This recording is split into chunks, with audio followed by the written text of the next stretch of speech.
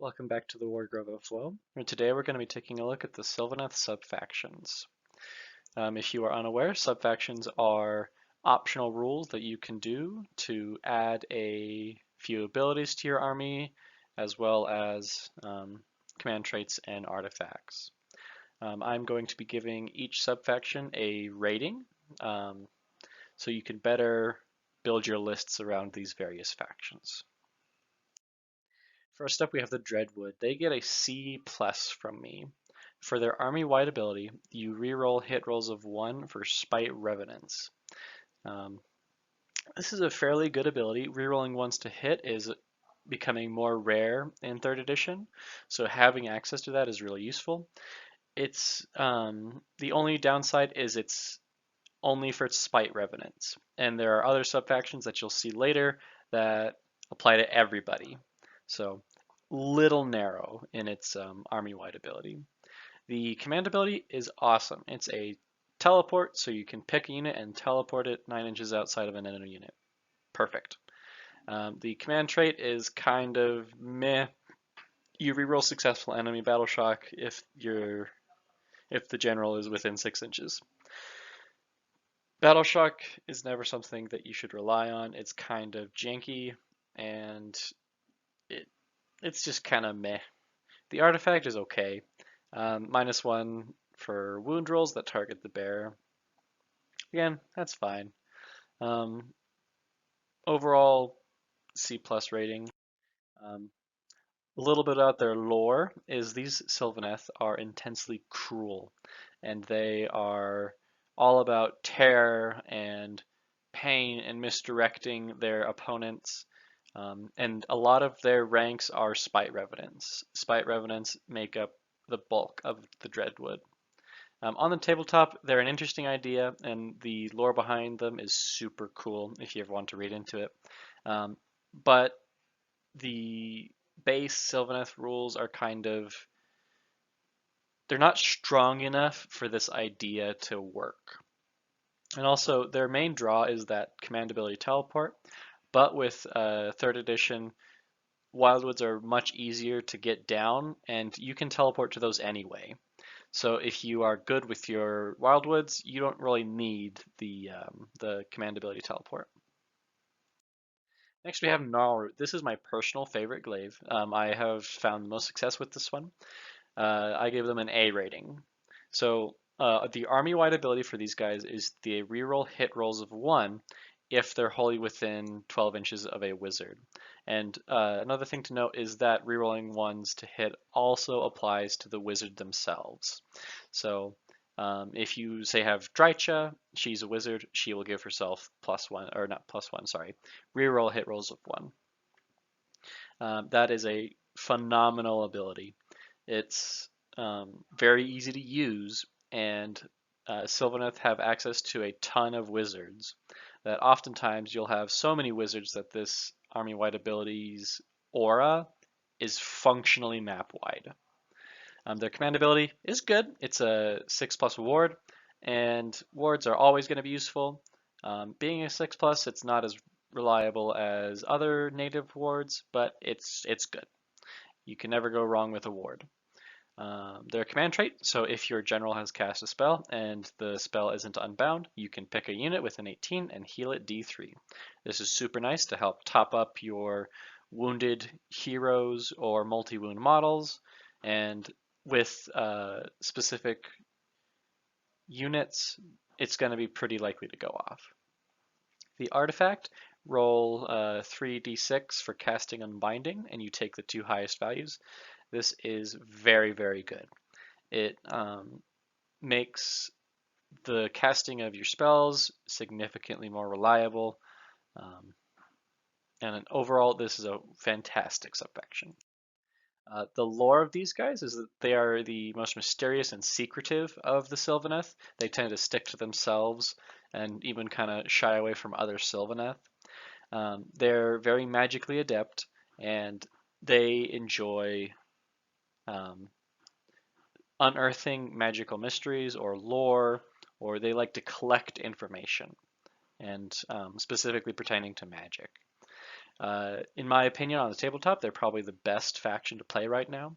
Um, Sylvaneth has access to a ton of wizards, so the aura is really easy to use, and the artifact is great on branch wraiths. I think it's perfect for branch wraiths because you can put it on there and reliably summon dryads each turn instead of having to spend some time casting Throne of Vines to get your +2 to cast, your +4 to cast, and you're wasting turns where you could be summoning dryads.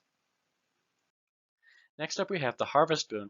This is actually this is my second favorite subfaction personally. It's not the best, but I find it very enjoyable, and the lore is super cool. Um, so their army-wide ability is rerolling ones to hit if they charge a unit. So this is fine. It's similar to the previous two where it's rerolling hit rolls of 1. But the only downside is the condition for it is kind of slim. You can only charge a unit once, and then in order to like get that bonus again, you're gonna have to wait a whole battle round because units cannot fall back and charge. So it's fine. It's good for your initial hit, but beyond that, it's not the best. The command ability is simple. It's just +1 attack for a melee profile. So you can select any unit and give it +1 melee attacks. The command trait is really good, and I think it's kind of underrated. Is After your general attacks, they can move 6 inches away from an enemy unit.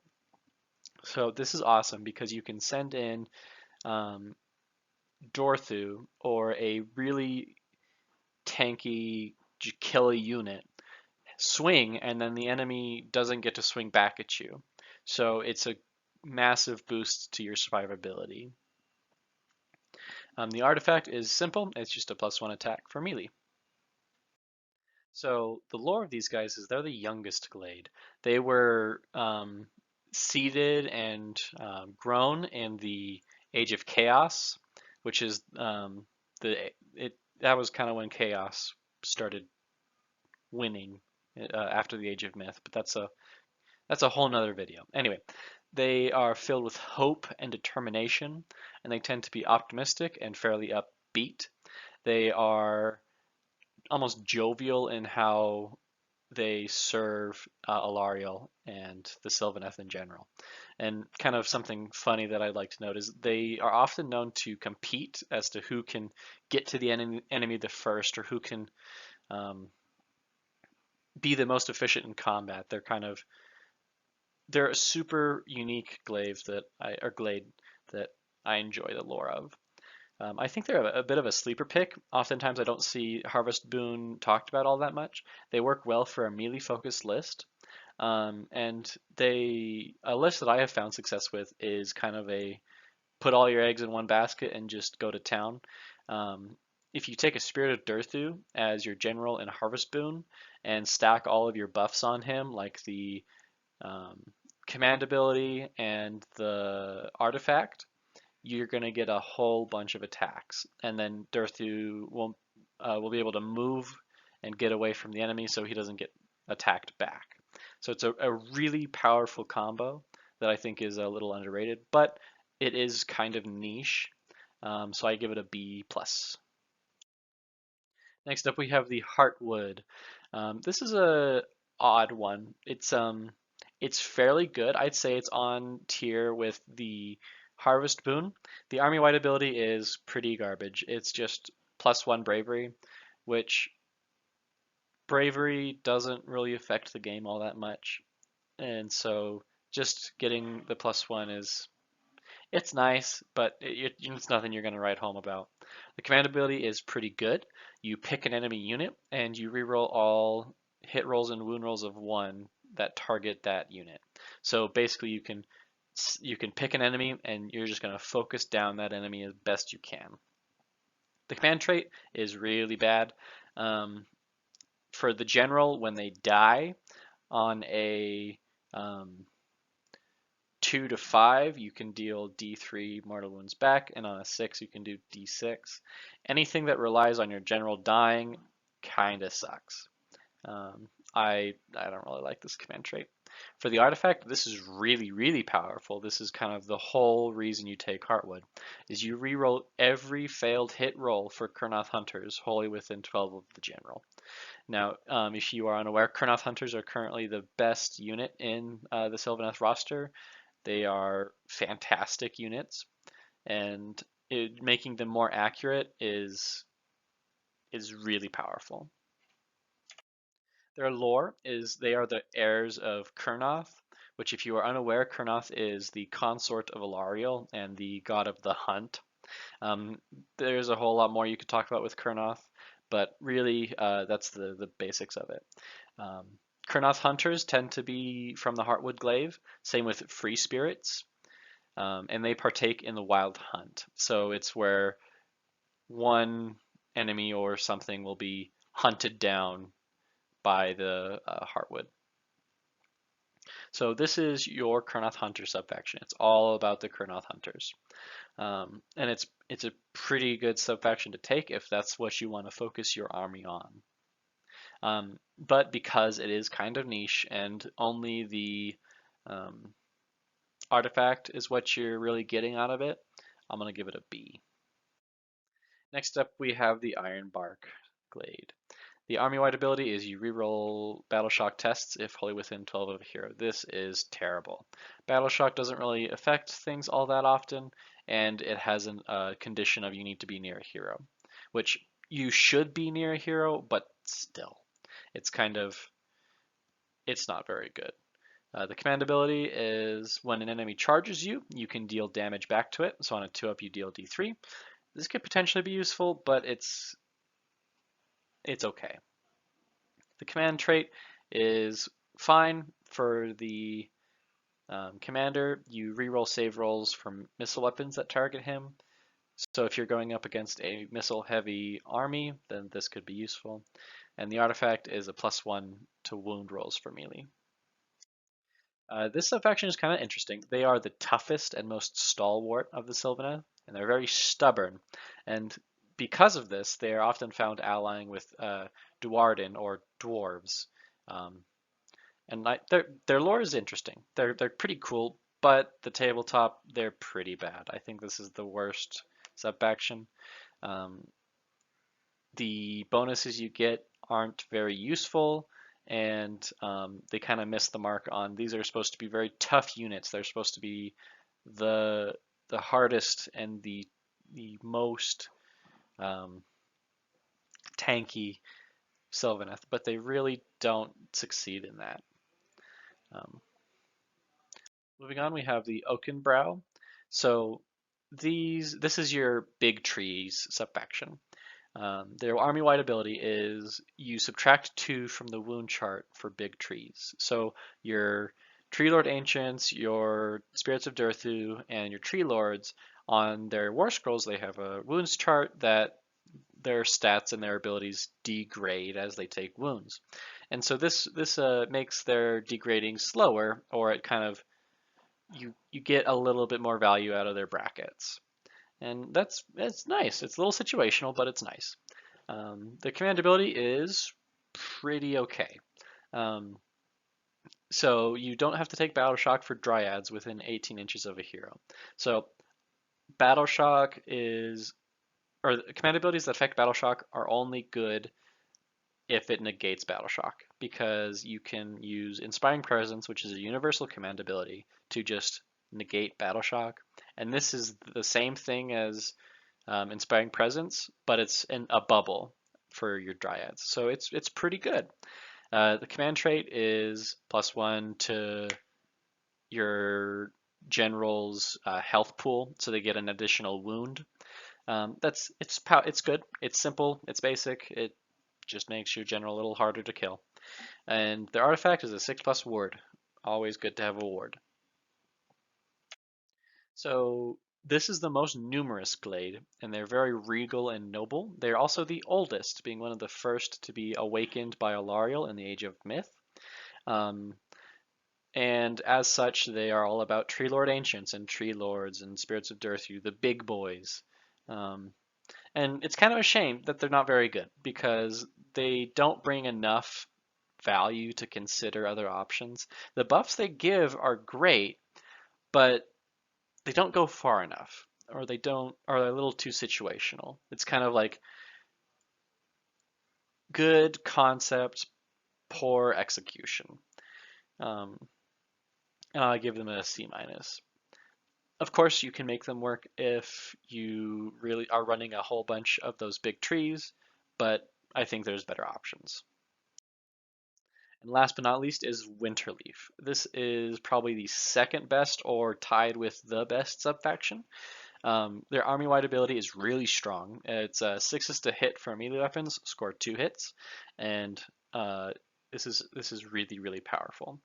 Just kind of getting more attacks in for your units is always strong, and if you have a lot of high attack value characters, the more value you're going to get from this. And it's also unconditional, it just exists, which is the best part of it.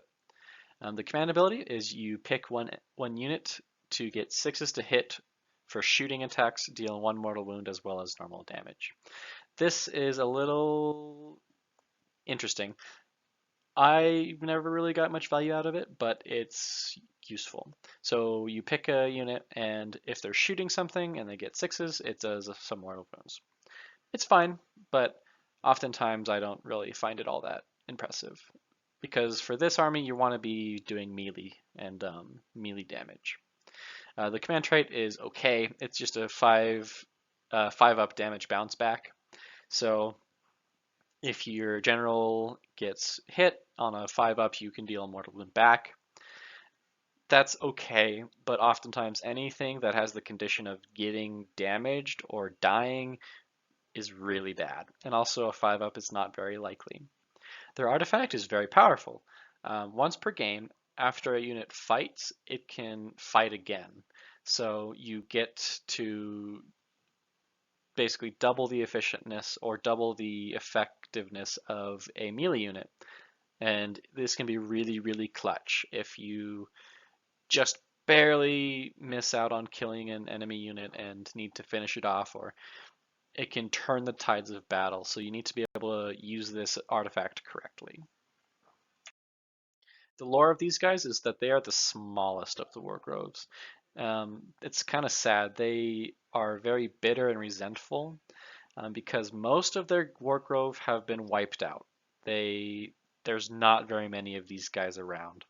And as such, they no longer care for their own lives. They only care about vengeance and getting something to justify why they were slaughtered and are in the current state that they're in. On the tabletop, they are tied with Gnarlroot for the best. They are a very offensive faction, and the abilities they provide are very easy and impactful. So a definite A ranking for me. And that is it for the Sylvaneth subfactions. If you enjoyed the video, please leave a like and a comment. If you disliked the video, leave a dislike. I would like to, if you could, I would like some of your feedback on how you guys like this sort of video, the subfaction breakdowns, and adding a bit of the lore into the analysis. I'd also like to apologize for the low resolution sigils and kind of a different style in terms of the visual media in the video. There isn't a lot of artwork or things to represent these subfactions specifically, so I just tried to do the best I could.